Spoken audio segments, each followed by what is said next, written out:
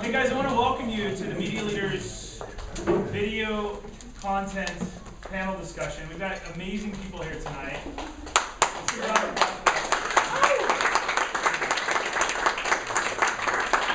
applause. Now tonight's goal, there's a couple things that you're going to leave with. First of all, we're going to keep everything tactical. There won't be any high-level stuff. You can use that in your legs. So we're not going to have any high-level stuff. Everything you're going to be able to use tomorrow. And that's why I've hand-selected all these people. I've even interviewed each one of them ahead of time so that we make sure that we know that they're giving us the juicy secrets. And that's what we built here. There's enough stuff in LA that is very strategic to make us all fall asleep. Tonight you're not going to get that. So we're going to keep it very, very tactical. Couple rules. 1, tactical. 2, raise your hand if you have questions. I've got 3 or 4 really good questions for these people, and we're going to grill them like crazy. They're on the hot seat. But you're also welcome to raise your hand at any time. I appreciate you guys coming out tonight. I'm going to open it up here real quick. I'm going to let each one of these people in a nice, loud, clear voice introduce themselves and tell us 2 to 3 sentences about themselves, what they do. Tactical, not strategic, changing the world, but here's what they do on a daily basis and what they're known for. I'm going to have my buddy here, Tim Street, introduce himself first. Hi, I'm Tim Street. I'm a web video guy. Been doing web videos since about 99, 2000.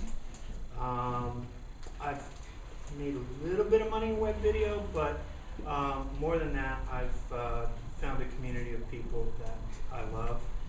And I don't volunteer in the city that I live in. I volunteer in the web video community because those are my people. Well said. I'm David Segura, and I'm the CEO of a company called Giant Media. And what we do is we distribute long-form video. Another way of saying that is branded video or viral videos. From a tactical perspective, I spend most of my day working with clients like Gillette, Honda, Nissan, a lot of other folks, helping them leverage our technology so that they can be successful and continue to make very daring investments into the branded content space. Hard to follow that up. My name is John Trefry. I am the CEO of Blvd Media. We are content creators, so essentially we will create the types of campaigns that David is distributing, and we kind of straddle the space between traditional television, film, and TV production and online digital production. So that's what we do. I'm Kurt Heim. I run a company called Kaloopy Media. The business is pretty much split between 2 things. One is a technology side, which is mobile app development, which keeps the lights on, and then the second piece is YouTube. I have a YouTube channel and a YouTube network, like a little micro network, and the primary channel is hot models dancing to house music in stop motion. It's pretty popular. It's kind of entertaining to me. I'm Glavan. I'm an actress and singer and content creator and writer, and I basically make my own content on YouTube and also other websites, either by myself or with my sketch comedy group, and I'm a hardcore rapper. Just thought you guys should know that. This is awesome. Well, thanks for everybody coming out. Before we start, you had something that's on your chair. It's called the MediaLeaders Virtual Conference. It's a vault of videos that my team has put together. I have a lot of advisors in different industries, and I always go to them with tactical questions like how we have a big problem at our company, what should we do? We have a partnership. And I decided why not force all of my advisors to put tactical tips into video form. So we have 24 or so of these really great people that I look up to that are middle level managers. They're not the big VPs that talk all day long. They're the people that actually do the magic behind big brands. And you're welcome to join us for that. It's an online conference. You can get to unlock the videos for 30 days on our website. All right, let's get started. First of all, I have 3 questions that are important for these people, and then we're going to open it up to some Q&A and really get down and dirty. First of all, I want 1 or 2 key tips for online video from each one of you that we can use as startups, as small businesses, as personalities online. And I want to start with Michelle. What are 1 or 2 key tips for online video to connect with our customers? I would definitely say, the internet audience is insatiable, and they always want more. So I give myself a task of being consistent, constantly posting at least once a week. I think that's the best amount for them to have enough of you. And on top of the consistency, make your videos, I would say around 5 minutes in length works best for me with comedy and with what I do, because if it's too long, they get bored. If it's too short, it's still good if it's not up to 5. It's still good if it's too short, because then they keep coming back for more. But I usually try to like put it around 5 minutes as the best length. And yeah, I guess those are my 2 best tips. The other thing I would say is with all your tagging and description and all of that fun stuff, thumbnails, annotating, everything involved in the YouTube world that I come from, don't be afraid to give up the creative part of it and just think of it like a business. Title it something that people are gonna wanna click on. Even though you want it to be like this grand, like, beautiful title that means everything to you, just title it "Girl's Shirt Falls Off," you know, and like, that's what people are gonna get. That's the audience, that's what you gotta play to. So those are my tips. Episode 25. Episode 25. 25th shirt dropping off. Kurt.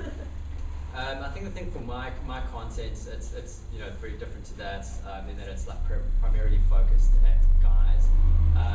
The thing that I've found, I've tried everything, like length of videos, descriptions. I've come up with fluffy names, tried like straight up what it is. The quality of the content is the thing that I've seen is the strongest. You know, if I have a really good track, like the cut is really good, the model that's in the video is particularly good looking, people are going to watch it. There's no substitute for quality. That's what I've seen. You know, you can try naming things and being clever, but like literally, if it's a good video, people are going to share it and they're going to watch it, the whole video. Awesome. Now our next panelist up here, John, is such a trooper. Probably the nicest guy up here or in the room today. And I ran out of tall chairs and we put him in a short one. But what a nice guy he is to say, you know what? He's pretty rad. You should go up and say hi to him. And let's give a round of applause for John right now. I'll trade with you. You know what? I might just stand up because I get kind of fired up. So maybe I'll just get a little animated with everybody because I am super passionate about this stuff. And one of the things that I really like about what Josh is doing is it's no BS. And that's what I want this to be for you guys. And as a small business owner or as a startup, 2 tips that I can give you. Number 1 is look at your competition. You are probably not alone in what you're doing. So there are people out there who are in your industry, in your specific vertical, that are creating content that you can look at, and they're a good case study. So what's working, what's really popular. You can even look at public statistics on YouTube as a really good indicator of like referral sources. Like if they had their video placed on a site or published on a blog. And the other tip that I would give you is, this kind of builds off of what Michelle was saying, which is about consistency, but a lot of business owners, a lot of clients come to me and they say, I have this grand vision, but I don't really know how to execute it. And I think that you can really start small and always ramp up and build upon a foundation, but you're not gonna know what really works and what your audience will respond to. It's a tenet of digital marketing in general. This is why we A/B test, if you know what that principle is about. You don't know what your audience is really going to respond to until you put it out to the world and you really see the real feedback. So those are my 2 tactical tips. Really encourage you to put something out there. You can always iterate and make it better, and look at your competition. Very cool. Thank you, David. Yeah, so when I think of, the panel, and obviously probably I'm sure a lot of folks in the crowd as well, everyone here is focused on the content creation process. And I have to admit, that's really the sexy element. That's the part that everyone wants to talk about, and those are the real quote-unquote geniuses out there. But one thing I'd say for a tip, just for everyone, especially the content creators, is to consider distribution. You don't have to work with a giant media or platform. I'm just talking about perhaps leveraging your own channels, doing some of your outreach yourself, perhaps partnering with publishers or other folks that you think would enjoy your content so they can propagate that without any money changing hands. But at the end of the day, it's ironically because you're creating great content, things that you are passionate about, that you have to really focus on the marketing end of it. Because in my opinion, what's the point of doing it if no one's ever going to see it. I guess the second tip would just be targeting. When I think of content, the times where maybe vision or the execution really didn't come together for a brand, I guess in my life or my cases, it tended to be in scenarios where they tried to be too many things to too many people. So the way I feel about it is that whether you're a Gillette or a Coke, there are ways to be consistent, I think, but you know, the content production itself should be pretty diversified. So I think that's something that's cool to see too. Something that makes sense for a specific group of people, large or small. Tim? I'm curious, how many small business owners are here? And how many content creators are here? Okay, so kind of a good mix. If you want to get your videos seen, I think it's really important to look at the video that you're creating and think about how many emotions can you move in that video. Do you have valuable information to share in that video that's targeted to the audience that you're trying to deliver? And are you able to make them laugh, make them cry, give them chills? What are the things that fit within what the video that you're trying to create? And can you map that as at least 3 emotions? Now, it's really hard to do, but if you can concentrate on that and think about that, come up with a way to do that within your videos. You think about the movies that you love. Those movies make you laugh. They make you cry. They scare you.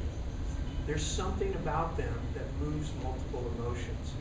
And that's what's going to get your video shared. And that's what you want. You want that video to be shared to people that care about whatever it is that you're trying to present to them. And it needs to be of value. You know, it's girls taking her shirt off. Oh wait, you're not looking anymore. That's because it's not of value to you. And so when you tag something, when you put a title there, it needs to be of value to that community, and it needs to move emotion. If you can give yourself chills, you can give other people chills. Give us an example. I love that, by the way. Three different emotions. Give us a good example of one. Well, it has to be serving a community that cares about what it is. So right now there's a series that is on fire. It's called the Lizzie Bennet Diaries. And if you're a fan of Pride and Prejudice, you would love Lizzie Bennet. So a buddy of mine, Bernie Sue, has been working on it for quite a while. He's head writer on the show and co-creator of it. And they super serve an underserved niche. Okay? Think about that for a second. The book Pride and Prejudice was done a couple years ago, maybe 100 years ago, 200 years ago. The people who love that book haven't been able to get more of it. There have been a few movies, there have been a few TV shows, but they can't get more of Pride and Prejudice because Jane Austen is dead. This show is a retelling of Pride and Prejudice. It's a modern day retelling of it. And young women who love that book love the Lizzie Bennet Diaries. So much so that this week when they announced that they needed $60,000 on their Kickstarter account to put out the DVDs, they received $100,000 the first day. Right now they're up to $300,000 and they still have 28 days to go on the campaign. So they're super serving an underserved niche, and they're giving them multiple emotions in the content that they're creating.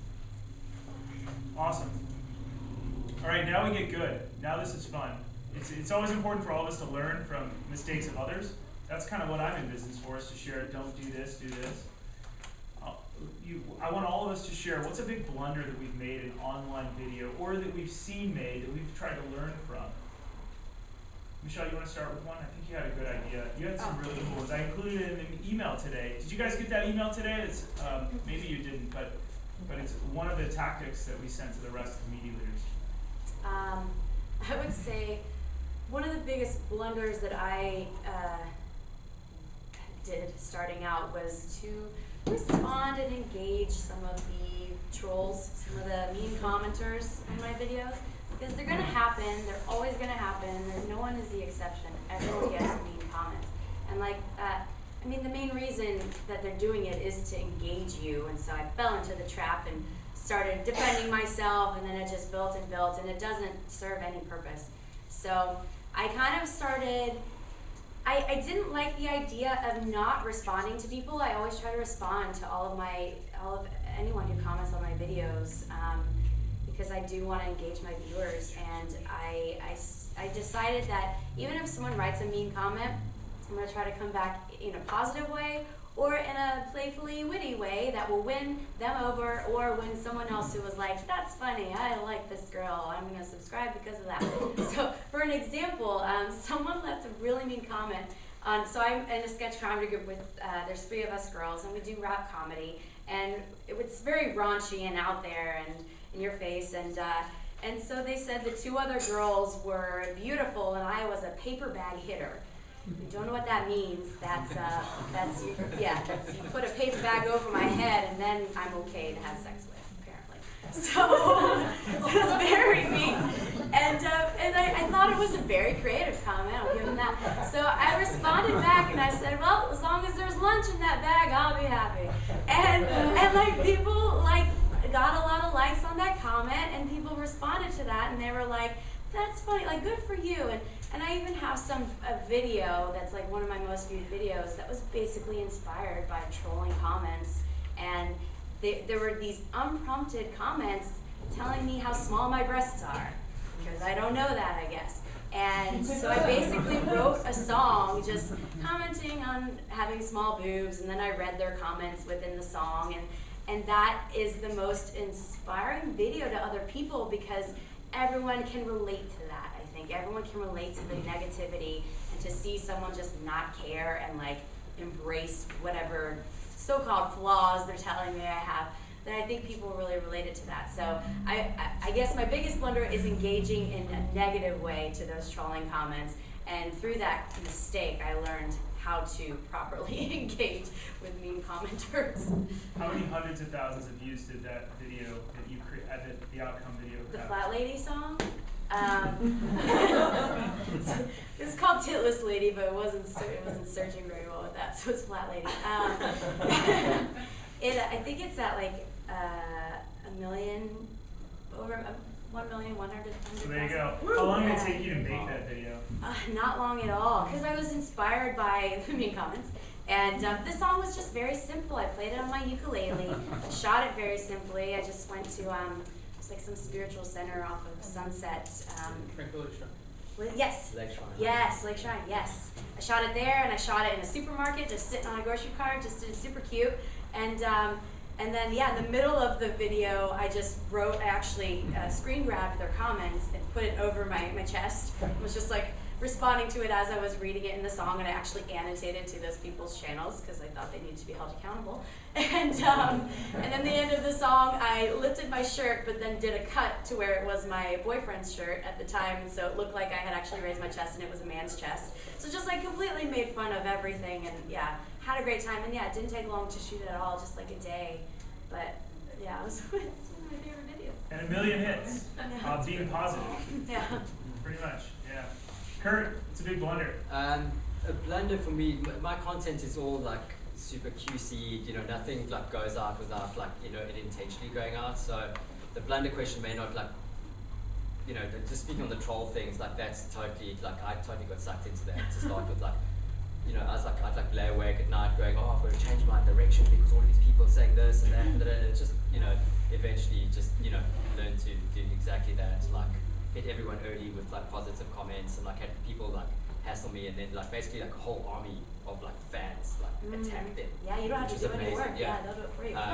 But on the blunder side, like my content, because it like really pushes the envelope of what's acceptable on YouTube, you know, sort of in the fashion video segment, is getting age restricted. Because I've got a partner channel, you can earn money off it if you do like decent views. You know, so you run pre-roll, you run, you know, lower third ads, and then once your video starts getting attention, YouTube recognizes that and starts pushing you into featured areas. So I sometimes push the envelope a little bit too far, maybe. Sometimes just it's completely random and I get age restricted, and that's like a big no-no for me, because basically what happens is that you lose your revenue earning potential, all of your featured area, suggestion, whatever, your video basically stops dead in its tracks. So I guess the blunder for me would be, sort of trying to, one, satisfy a fan base that, like, as you said, like, wants more and more and more and more and more of this, this style of video, but then keeping it cool enough so that YouTube doesn't, essentially, slap me on the wrists. And, I had an instance where, this is something that I've heard about, I mean, maybe like, where because I think with the time zones, there's a period of time for about 3 hours where there's like an outsourced customer service that happens with YouTube. And a lot of people who are offended by, sort of racist content or anything that's offensive know that literally between 10 and 1 in the morning, that's the time to go and flag stuff, because it's, basically, sort of in Malaysia or India or wherever, and people just flag you. So I've had like a lot of religious groups attack me, like Christian, Muslim, whatever you name it. I've been damned to hell, told that I'm going to be the best person on the planet for doing what I do. So it really is like, walking the line, like such a fine line of what's acceptable. And, I do a lot of work with brands and this and that, they obviously tone it down, but it's just this thing of like getting age restricted that absolutely killed a video for me. You know what I mean? I could put a lot of work into it. It could be like, trying to get the right talent for it, people with big Twitter accounts or Instagram accounts, so there's going to be distribution, I set it up with blogs, this and that, and you put a video out and 30 minutes later it's age restricted and it's like 2 weeks worth of work is dead, like right there. So anyway, that's the story. But your takeaway is you have like what do you do after it becomes age restricted? Share with everybody there. You email Google and then you just move on. No, yeah. Well, you can appeal your age restriction, which never gets overturned. I recently got a strike on my channel for a terms of service violation, which was absolutely frightening. I mean, I basically was considering moving everything off YouTube. And luckily, somebody that I used to work with in England, they seemed to know somebody and sent them an email, and they overturned this, sort of this violation on my channel, which then put me back to normal standings. And then by getting that violation, I lost all, the in-video programming potential. There's all the live options. On my YouTube channel, I can annotate to a Shopify store, my associated websites, like all of these extra functionalities that you get as a partner that essentially Google verifies you for. Because I got that strike, I lost all of that functionality, which basically rendered my channel like useless. I had like all these subscribers sitting there, and it was like, okay, I'm leaving YouTube, cheers. And I literally emailed a friend, and I was like, can you do anything? And 30 minutes later, the channel was back up. But it was, frightening. Just years worth of, year and a half's worth of work, getting subscribers, building this whole thing, just got shot right there. And it was, late at night. Somebody who didn't particularly know, they apologized, we're really sorry about this, we do make mistakes. They're very nice about the way they handled it.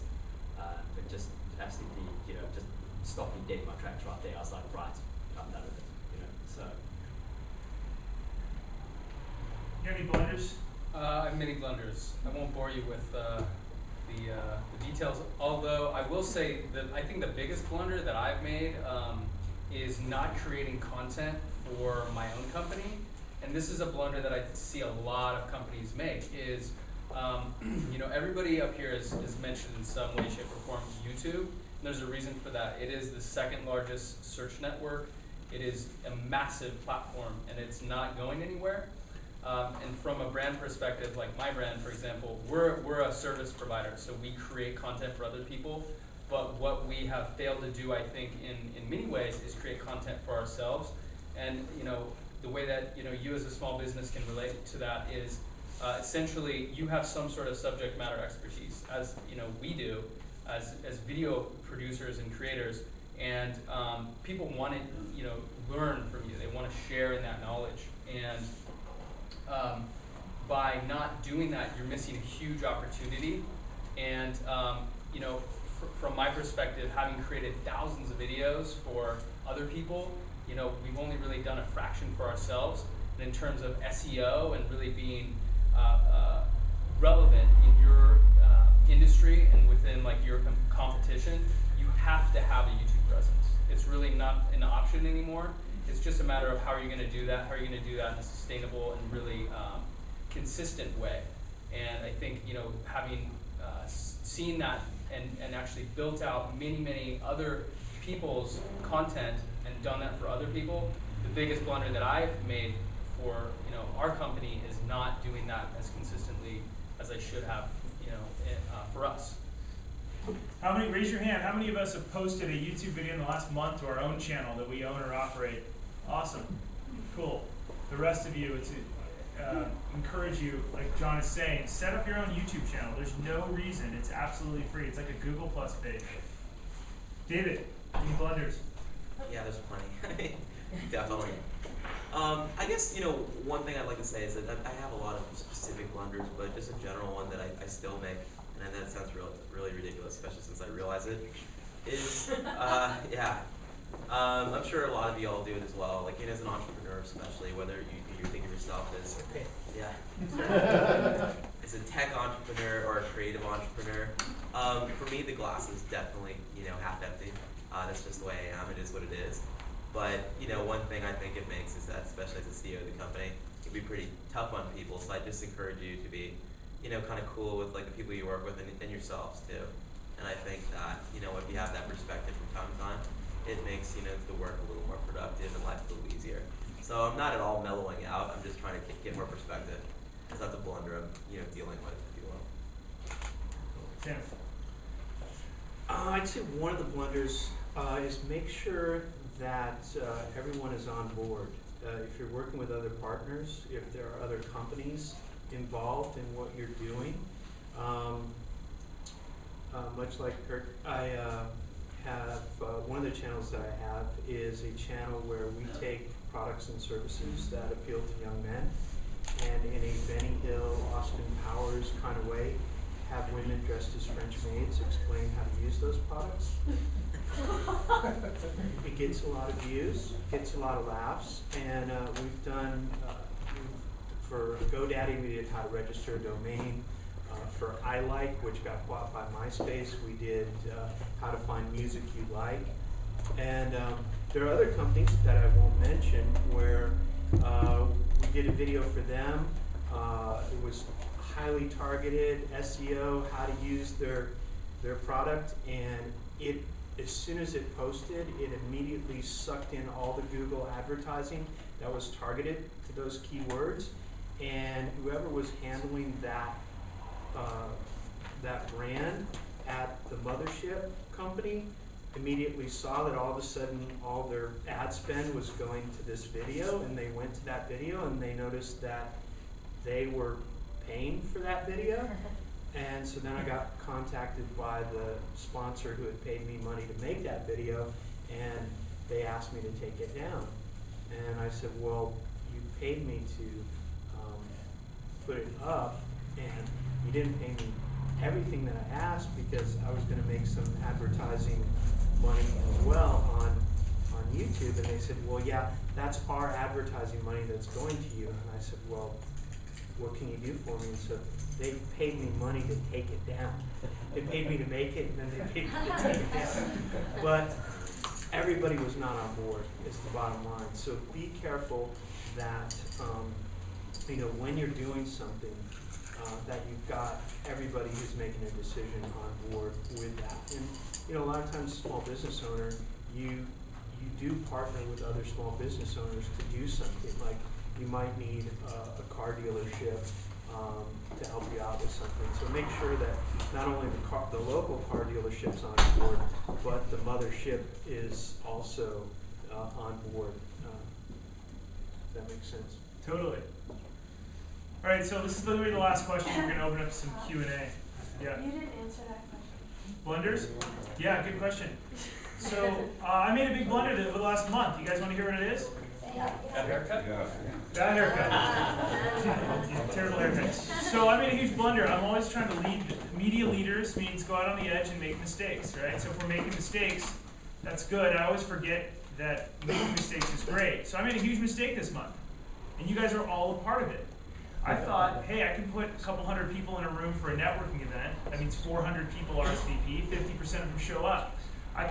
Usually I can fill this type of room and make a couple $1,000s on working really hard to put everything together. And then I can also do a workshop that's totally separate. And I thought, why not lead and put them all on one page and do my lead generation that I claim I can do, and call it something cool, like a MediaLeaders tour. And I thought, hey, I'm going to do this in LA and New York, and maybe in Austin. And you guys have all seen the emails. And I thought, I'm going to put them all on, I'm going to do the whole thing myself and test. I don't have to have the most beautiful site, I just have to, it has to be functional and work. Completely failed. People didn't get it. They landed on the site and were like, wait, 3 big buttons, I don't understand. And it just was too confusing. And maybe if they did get it, they still weren't inputting their stuff. So last night's networking event, although the quality was great, the quality was lower than what I'm capable of. And although tonight the quality is phenomenal, typically I can put more people in seats. And this is views. Your butts in seats for me is views. I test using you guys as guinea pigs. Huge failure on my part, but failure is now success, because when I go to my clients, I'll say, I think we got too much going on this page. How about we separate them to make it super easy to absorb for the customer? So that's kind of one of my big blunders this month is we're not going to put everything together on one page. We're going to break them out. Okay, so that's cool. Thank you for bringing that up, because I know we talked about that. That's one of my big learnings, yeah. All right, question number 3. I love the future, and it's very important for us as content creators, us as entrepreneurs, us as startups, to have simple formulas that work for the next 1 year, the next 5 years, the next 10 years. So, if my formula is keep it light, bright, and polite, I want from each one of you, what is a formula, a very simple formula, or what should we look out for over the next 5 or 10 years in video or content creation to be safe? Not necessarily safe, but to be always effective with our viewers. What's your one key, Josh? You got to do this, and if over the next several years you will be on the right track. And start with Michelle. Oh man. We talked about this. Oh man. Yeah, it just sounded really intense when he said it just now. Like, the end of the world's coming. How do we prepare? I mean, I guess. Okay. So I would say, this is not what I said to you the other day, that was just what you said just now just got me thinking. It's not what we talked about at our meeting. I think it's important to, yes, YouTube and Google will be around for a long time, but you don't really want to be reliant on them because of little things that could happen, age restrictions, whatever ads that you're not happy with. And so I would say the best advice is to take your viewership, your subscribers with you, build them as part of your team, and I still need to do this. Make your own website. Make people come to you for your brand and for what you're giving them, and not through the other avenue. Even though, like right now, that's the best tool to build your viewers. That's where everyone is right now, so you need to be there and get those fans. But eventually, at the end of the day, you're going to want them on you and not on YouTube watching you. So that would be like my biggest tip that I even need to do myself, is to just get those emails, get those people following you as a brand and as a person, and not just like through the YouTube avenue. My other best piece of advice for the future for success is to immerse yourself in the internet world and be aware of what's popular, what the memes are, what all the kids are into, because that's the audience, is a lot of young kids. Or just be aware of your demographic. Maybe it's not young kids, maybe you found a little niche. But yeah, just be aware of the internet. Get on the Reddits, get on the BuzzFeeds. Be aware of what people are into in this moment, and make sure you're giving them that. If you're not giving them that, do what makes you happy and what you're happy with putting out there. Because there are different types of videos for me. There are videos that are viewership building, and those are the ones that I know people want this content. They're really into the Harlem Shake, so I gotta put my Harlem Shake video out there. And then there are videos that I do for me, videos that I do to retain my audience that I know likes what I do, and so it'll be a silly video that I make that's a parody of this really obscure song that I like, or just stuff like that. So just know your audience and know what's out there. Awesome. Tim, what should we look at in the future? I can't remember. I can. Go ahead. I have no clue what I told him on the phone. I think looking at the future, when it comes to web video, it really is about connecting with that audience and building that audience, and super serving an underserved niche. If you look at GoPro, I don't know if you guys are familiar with GoPro, but GoPro has videos on YouTube, but they also have videos on their own website. And GoPro is a little camera that is about $400 that you can use on a helmet, you can use it on a motorbike, you can use it on a bicycle, skateboard, whatever. It's a phenomenal little camera that shoots high quality video, and there's a real big community that's built around this camera that loves it. And they've used Spectacle to create these videos, and they've really worked hard to build that audience and build that community. And I think, you know, much like what was said, you really want to take that audience with you, and a great way of doing that is building a community. And a community has a common goal. And so think about, as a small business, what are your customers interested in, and what information can you share with them that's of value, that doesn't cost you anything, that will build a community around your business. Just trying to smile for the camera. I like that answer though. What did I say before? You said GoPro. You said we should look at other brands. I loved it. There you go. Can we take a group photo real quick before, because that was really awkward. I was looking at the camera. Can you do one more? Yeah. While we're all looking at it? Because I've been looking at the left the whole night. Beautiful. 1, 2, 3.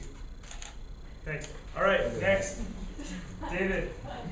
Cool. So, I mean, how do you prepare for it? One thing I will say that you should do, like right now, it's definitely going to be true in 5 years, and even more so probably in 10 years, is to become just completely platform agnostic. In other words, I'm already seeing right now, it's crazy how fast it's freaking happening, but we've been completely innovating and building most of our technology to optimize on desktop, and yet we're seeing engagement metrics, whether that's, you know, what's it called, click-throughs, at least for us, back to microsites, or, you know, views to share ratios, just being crazy in terms of mobile. And I can tell you that tablets and smartphones are going to be the predominant form of video consumption, and as soon as 18 months. So, you know, whether you think it's an experience factor or you're building or optimizing tools around it, you know, you need to prepare for a world now where a brand is going to be discoverable everywhere. You know, pretty soon HBO Go is going to be its own thing, if you will, and you're not even going to have to, like, you know, probably work with DirecTV. A lot of these companies, I think, are going to go by the wayside. So it's going to be pretty interesting where, like, brands, both big and small, I think in some cases, and I love that term, by the way, like super serving in that, you know, niche.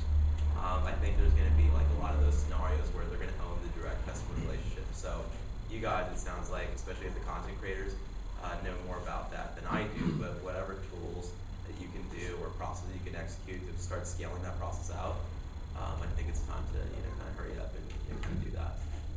Awesome. John. Definitely. The thing that I thought was really good that a couple of the panelists touched on is creating for your audience. You guys know your customers, and you know, I could give you a bunch of high-level garbage about what that, you know, looks like, but here are a couple really tactical things that you can do. One is if you have a blog, or if you have social media channels, look at what posts are performing really well. So those are the things that people are sharing, that people are talking about. Those are really good topics for you to actually create video content around. Another one is looking at Google keyword tool and using your actual like SEO terms that your site is ranking for, that you'd like to rank for.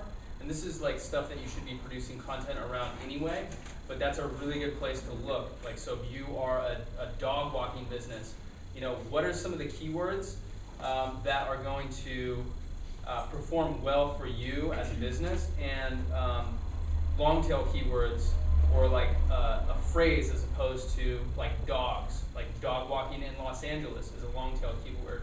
So that would be actually a better term for you to create a piece of content around. Really, video is just an extension of what's written on the page.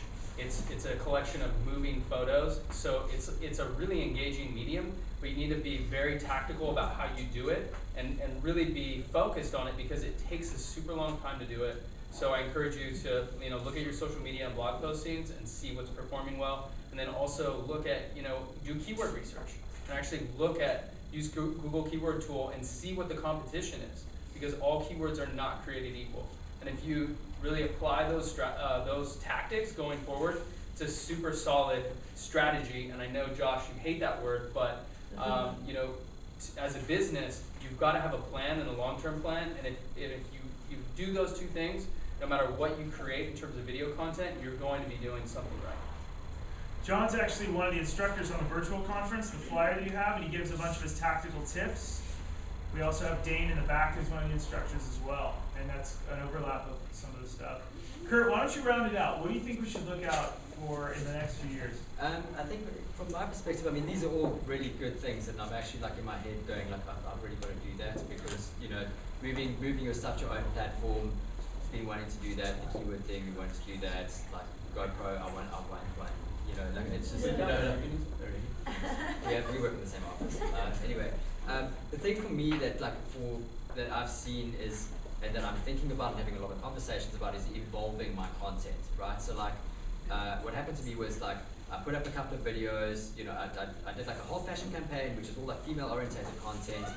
Shot some videos that was male-orientated content, and it took off, right? So I was okay. Let me shoot lots of this. So literally shot for 3 months and created, I want to say, hundreds of videos, right? Didn't cut them all. So even 3 weeks ago, I was still pushing out content that was shot last year.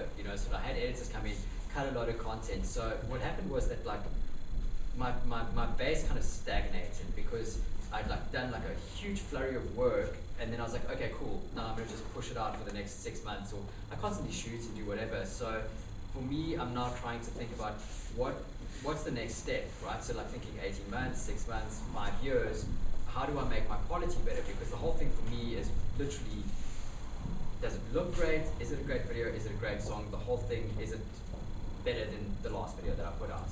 And so each video I'm doing, I'm trying to make it better and better and better. Obviously there's some fillers, you know what I mean? You've got these 10-pole type videos that attract a lot of attention, and then you've got to have fillers that sort of essentially serve your base and keep people engaged. So with the 10-pole things, my content is all stop motion with house music, very visually pleasing in the in the visual department, should we say. So now it's a case of incorporating things that people like, incorporating dialogue. That's a whole new thing for me. Actually having somebody holding a boom as opposed to me just screaming over the loud house music. So anyway, long story short, quality. Constantly evolve. Try and be excellent.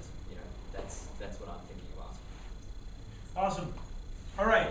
We're going to open it up to Q&A. I also have some Light, Bright, and Polite stickers up here for anyone that wants some in the end. If you raise your hand and you ask a good question, they're really cool, and they go on the back of your cell phone to remind you to keep it safe on social media. Keep it light, bright, and polite. I may have a spin-off book for teenagers teaching them how to keep it light, bright, and polite. I've already gotten paid to create the content. So raise your hand if you have any questions for these guys, and be hard on them. Don't be easy. Yes?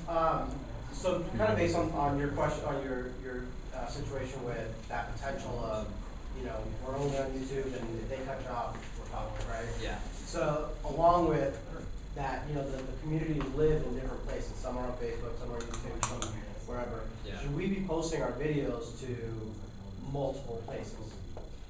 No, you've got to have that's a content rule. Just as far as is the content's got to live in one place. They're two different strategies. If you're working for a brand or whatever, and the thing is to get the name out there, post it everywhere, put it everywhere. No one cares, right? But if it's your own video and you're trying to draw somebody somewhere, and you're trying to essentially, really leverage distribution, I'm very strict about it. I keep it in one place and one place only. If people rip me off, if they rip my videos, I'm all over that. I'm filing copyright notices, once a week. People rip my videos and then they throw their music on it, and it's just crazy. So keep it all in one place, and then try and use all of those other avenues to sort of push it in. What kind of videos are you? For me, it's a brand. We have a nutritional supplement, right? A lot of mostly educational type stuff. So we're trying to get a product right now. So for you, you're not trying to monetize the content. Right. You're trying to sell the product. So I think there are multiple strategies and tactics that you could take with this. Have you looked at iTunes at all? iTunes podcasting, video. We've been talking about it. Yeah, video podcasting. It's a great place to market. It's a different environment. You know, up here, a lot of us are trying to make money with our own content, so we want to get paid. And with video podcasting, you don't get paid unless you have a sponsor. Well, you have a sponsor. That's your product. Right. So if it's information that people would really want to know about, as opposed to, this is the greatest power supplement ever, you know, they're not going to be interested in that. But if it's valuable information that they can take away and put to work, then I think starting an iTunes video podcast would be a really good thing to do, in addition to YouTube. But have different videos in the different places, and then cross-reference each other, okay? So don't make the same content available everywhere. Have a special brand of content in one place, but drive people to the other channel that has slightly different content there. It's just like in ebooks. If you're doing an ebook right now, you want to put out one book that's the paid book, but you also want to make available a free book that's smaller, similar, but different content, so that gets spread around and it gets people to buy your paid book. So actually, on that note, Tim has a book out. It's called Vids, V-I-D-S, and it's on the iPad bookstore, the iBooks, if you will.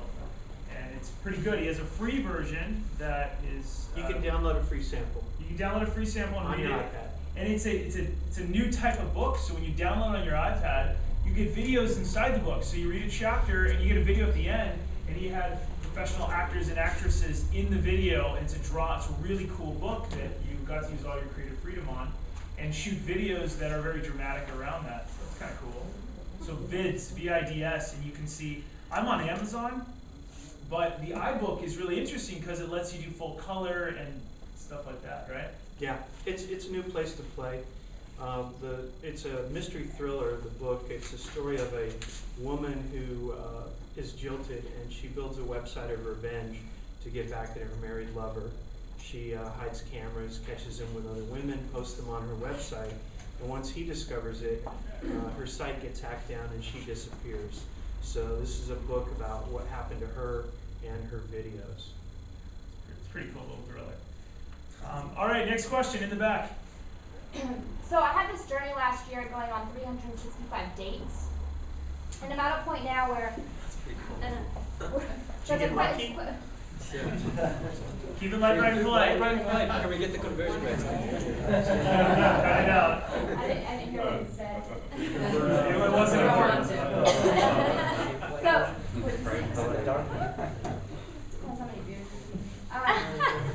So this may be a question directed to Michelle or any of you, only because you were saying you release a video once a week on a regular basis. And I'm at a point now where I wrote an LA Times article about it. I'm pitching TV shows. I met with Electus recently, a couple other companies, writing a book, all in the beginning stages of my book proposal. And have tons of video footage from the date, from iPhone videos that I did, from like using my 5D, you know, on like dates I went out with couples or friends. And so my question to you in terms of YouTube, I took down all my content. I slapped it up there. I didn't edit it all, so I took it down last year. What would be a good strategy in terms of marketing it all? If I want this book out, I have these videos. Should I cut together like 1-minute videos of each date and slowly release one per week and just start garnering attention for it?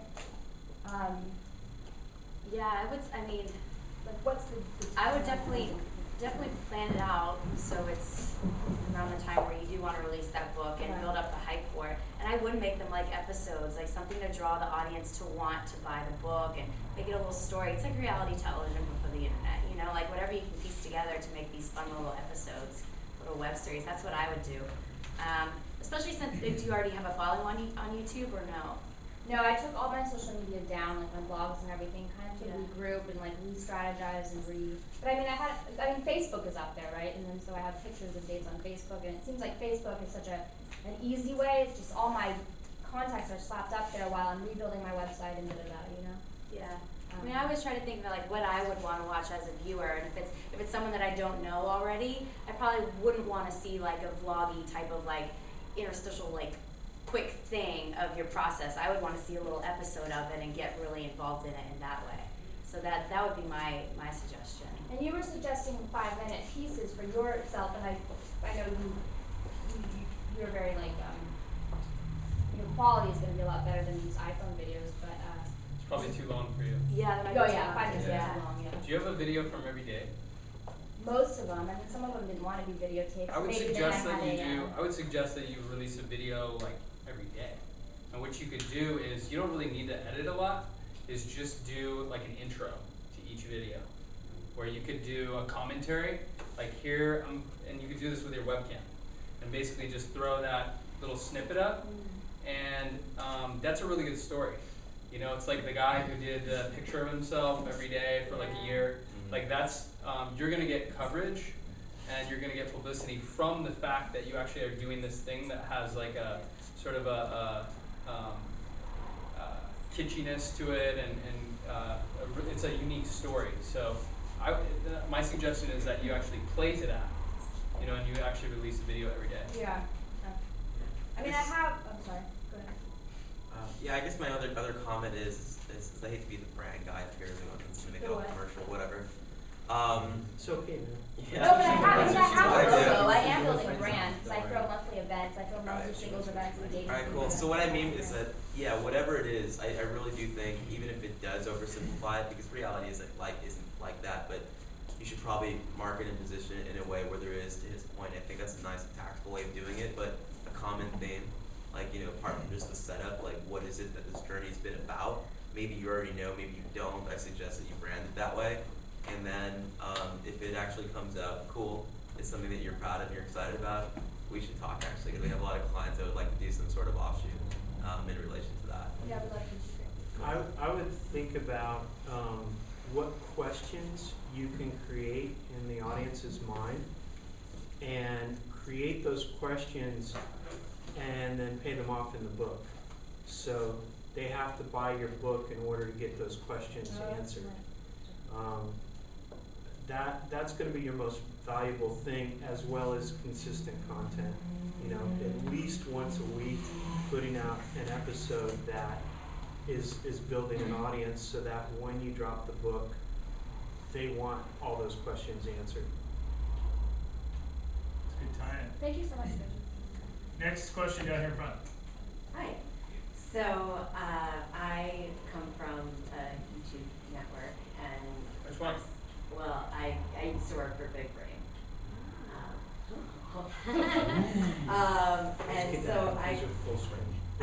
Full screen. I think full screen did that.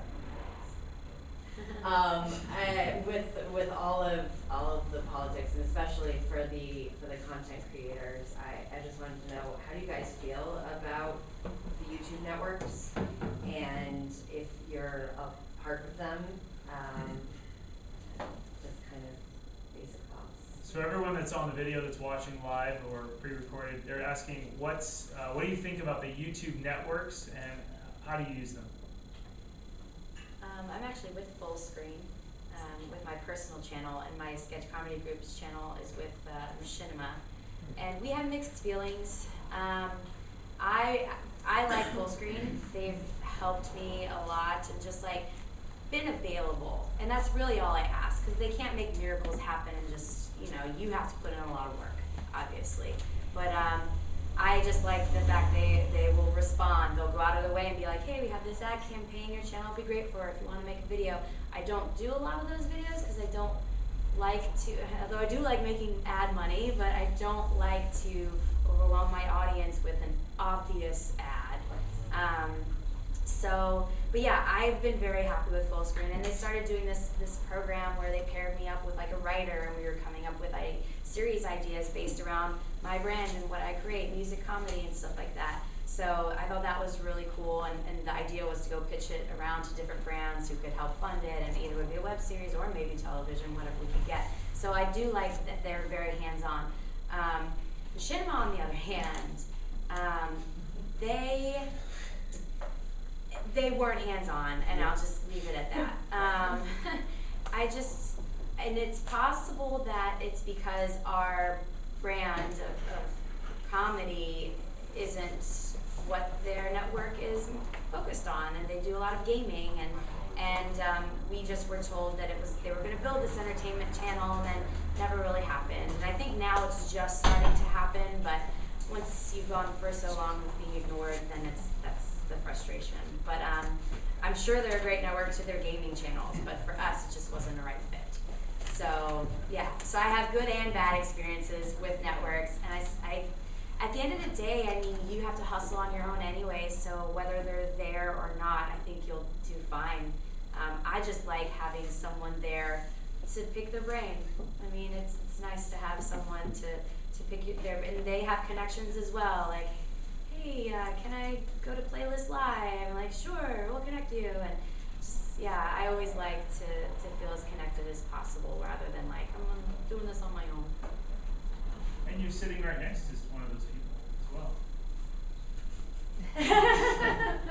Kurt's your new friend, right? Yeah, absolutely. Where are you doing? I'm on full screen as well. Oh, okay. Oh, you are? Yeah, for a long time. Yeah, I have like a little micro network with him as well. Yeah. So do we. Yeah. Singing a There's trend. yeah. It's a little trend over here, micro networks. And then I have a different opinion. I feel that it needs to be a win-win situation. And I feel that a lot of these deals that are out there right now are a recording contract from the 1950s. And people are being taken advantage of, and they don't even know they're being taken advantage of yet. And that bothers me. So, I mean, hopefully we'll see a change, and we'll see some win-win deals happen. And, you know, but I feel that there are some pieces of content out there that are extremely valuable that no longer belong to the person who created them because they were naive. Yeah, you have to be very careful with what you're Yeah, I signing. mean, I agree with that, Tim, in a lot of ways, but I think that's really true of anything you put online. You know, as soon as you put up a photo, you might as well just like, you know, sign it away forever because the internet now owns it. You don't own it. And I mean, to speak to what your point was earlier about people ripping your content, you know, my whole philosophy with content is just give it away. Because if you think that you can protect it or put it behind like a paywall or subscription wall, you're wrong. You know, even like Josh, you know, like all your content, it's great, but all it takes is one, you know, creative individual to rip all your stuff and then upload it, you know, to some, you know, torrent site or some file sharing site, and basically all that IP that you've created and poured your heart and soul into then is just free. And you know, I think you really need to embrace that as a small business and as a brand, and whatever your business is, if you can find a way, whether it's with a network, a YouTube network, or on your own, just understanding that it's like, you know, the analogy of the record industry, I think, is really good because what you're seeing with online video now is actually really analogous to what happened with music, you know, in the late 90s, where piracy was so rampant, and you know, the film and TV industry is like trying to figure out what to do, but you know, from the small guy's perspective, it's like, don't fight it, you know, just go with it. And if somebody does rip your stuff and you are out there being proliferated, just, you know, bake in your branding in a subtle way and bake in, you know, all the stuff that, you know, leads back to your brand, so that no matter where it is, you have that attribution and people can know, like, oh, this is a MediaLeaders piece of content, or, you know, this is, you know, from Kaloopy or whatever. But I think at the end of the day, like, you know, it's whether you work with a YouTube network or whether you're just an independent, you know, you need to understand the trend, which is it's not, you know, it's not going to change at all. The piracy and the ripping off black pages. I disagree with you. I agree that you should build, from a marketing standpoint, you should build content that's made to be stolen, made to be shared, made to be spread. That's great. But at the same time, if you look at the music industry, what's happening now, it's easier to buy stuff. It's easier to subscribe someplace and get all the music you want by paying a subscription fee than it is to go to a torrent site and rip it all out. And because the music industry is now using iTunes and using Spotify and using Pandora, it's easier to consume music and not waste your time having to go find files and download crap and it not be the right thing or it be low quality. I think we'll see the same thing with video. As video sites develop where it's easier to buy video and to subscribe to video, like House of Cards, I think you're going to see more people using Netflix than you are going to see people using BitTorrent. Yeah, I mean, to me, like, it's really a conversation about marketing execution versus IP rights, and like the one thing I can tell you right now, like, if most people are right, and I think I'm not the only one who thinks that, things are going to become more platform agnostic. It's fine, even if you get like a so-called shitty deal on the front end, as long as you have like kind of the back end rights, and over time, if you will, that's what's going to need to be leveraged and I think exploited. these networks are signing content agreements with their own content. I think they were in the beginning. I've heard of some in the Can you say beginning. that I don't louder? think nowadays they are. I think it's been like pretty I think it's well all known. just like a distribution channel and we serve ads and take a piece of it. Right, like in brand. right, and whatever Yeah. percentage or whatever you guys work out in your contract. But yeah, I think I agree. It's definitely like, I would never sign away any IP ever, because that's what we're always proud of, and we want to like take that brand somewhere and take whatever content we have somewhere. But I agree with you as well. It's like we want as many eyeballs on our video as we can. So when we make a video, and we usually collaborate with other YouTubers in every rap video that we do, the most recent one we did with Hannah Hart from My Drunk Kitchen, and we gave it to her to put on her channel, and we're like, get eyeballs on it, just subscribe back to our channel, and she ended up doing it on her second channel, and she was gonna annotate from her main channel. I think she still has to do that. But yeah, we're all about just put it at wherever we can, get the eyeballs, and we always watermark it back to our channel, back to our brand, and we always ask for annotations at the end of it. But yeah, as many eyeballs as we can, and it's marketing. It's marketing that video, but we always own the IP of that concept. So yeah, it's definitely. Let's open up to one more question. Yes. Can you talk a little bit more about how you direct traffic to a site where you're trying to sell something? Like you mentioned a supplement earlier. Like in that example, you guys have talked a lot about making videos to basically your subscribers, but what about if you don't have any subscribers? Maybe you haven't even made a video and you want to try to get a video out there and get as many eyeballs behind it as possible and say direct to an action that's somewhere else. Like Can you give something specific? Like what's it for? So you have a Sure, business that's so kind of a supplement, we have a right? supplement company and we have like an anti-aging type product. It's a capsule you take orally that protects your skin from the sun. And so there's kind of a sunscreen component to it. It's anti-aging, it's good, it's healthy, natural product. And so there's lots I could do with that. There's a lot about, kind of just at the very beginning made some like talking head videos where it's just explaining the product.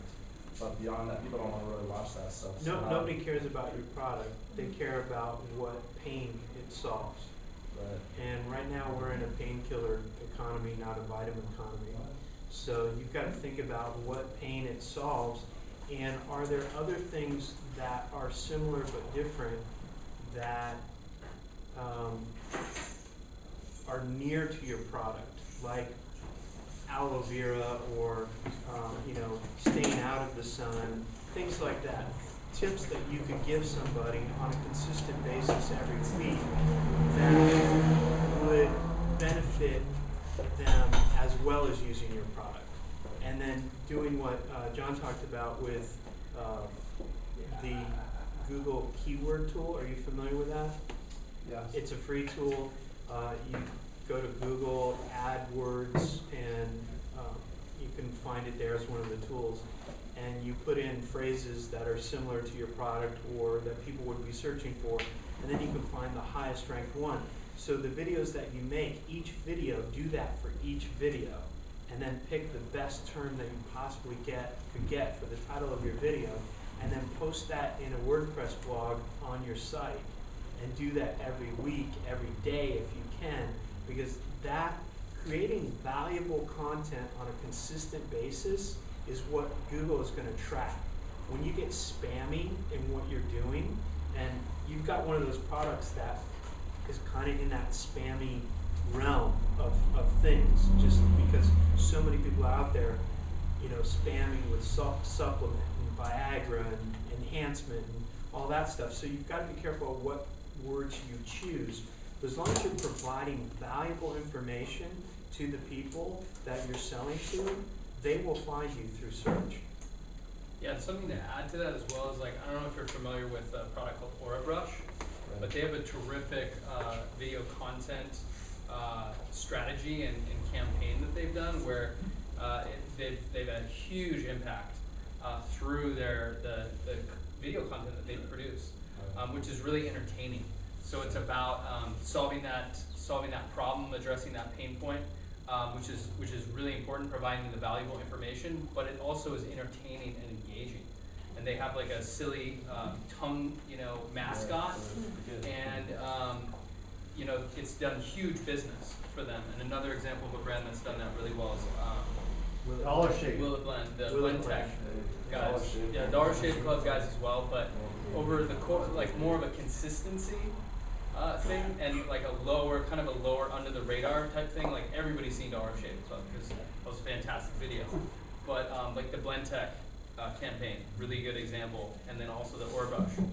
So those are two examples, I think, of a brand that really gets content and how to really use that to bolster your presence, and then if you do those best practices of driving people back to your site where they can actually convert as a customer, I think that would be your best bet.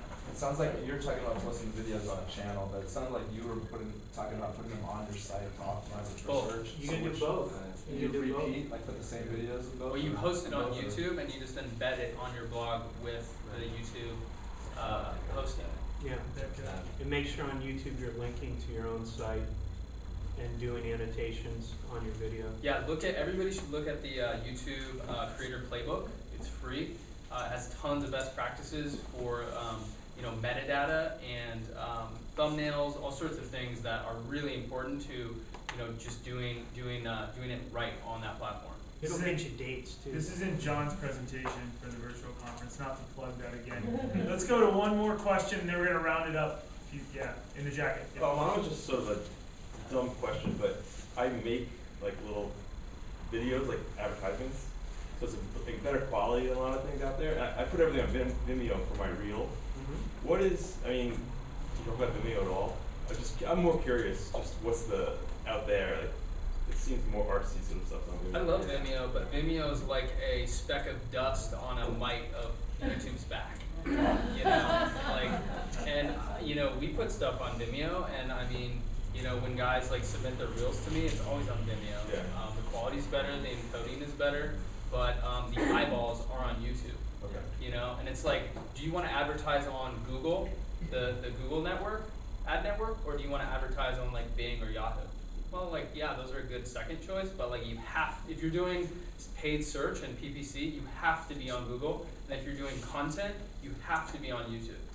Just to be consistent, I'm going to disagree with him. Now, the only reason that you would want to be on Vimeo as opposed to YouTube is if you're building a community that's targeted at those professionals that are on Vimeo.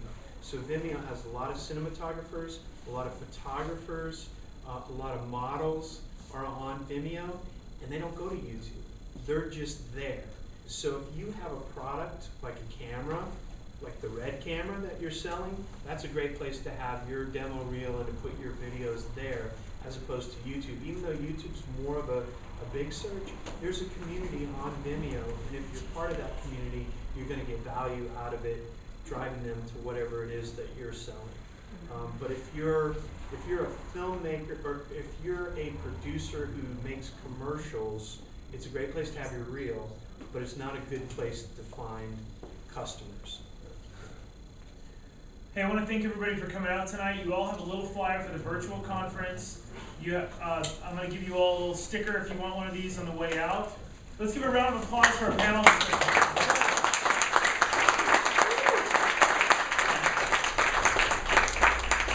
We'll send you an email in the next couple days with a video version of this. I want to thank you for coming out, and there's some food on your way out if you'd like it. Thanks a lot. I'm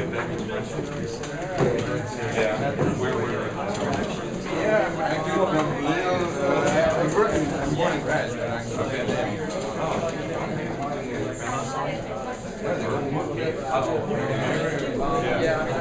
I'm